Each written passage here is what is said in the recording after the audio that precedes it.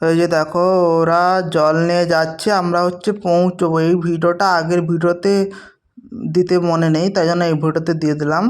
তো এই যে দেখো, তারপর হচ্ছে আমরা ঘাটে তো জল তুলে নিয়েছি, নিমাইয়ের ঘাটে। তারপরে এই যে দেখো, জল তুলেছি হচ্ছে বিকাল 4টের সময়। এত ভিড় হয়ে গেছিলো, যেতেই তো পারছি না। তারপরে এই যে দেখো, সবাই হেঁটে হেঁটে চলছি এবার বাবার কাছে।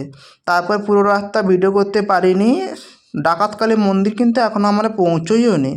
তো এই যে দেখো, সবাই এখন নাচানাচি করছে। এই যে আমাদের সবাইও নাচানাচি করছে, ভীষণ আনন্দ করছে। আমরাও খুব নাচানাচি করেছি, কিন্তু সব ভিডিও তো নিতে পারিনি, একটু একটু করে নিয়েছি। সব মন্দিরেরও ভিডিও নিতে পারিনি। তো তারপরে এই যে এখনও পর্যন্ত আমরা ডাকাতকালী মন্দির পৌঁছোইনি।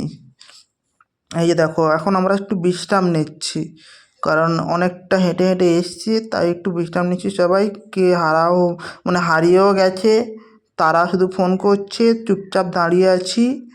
এই যে বসে পড়েছি এই জন্য চুপচাপ, সবাই আসলে আবার একসঙ্গে যাব। তারপর এই যে এটা কোথায় জানো তো, এটা লোকনাথ মন্দিরে জল ঢেলেছি।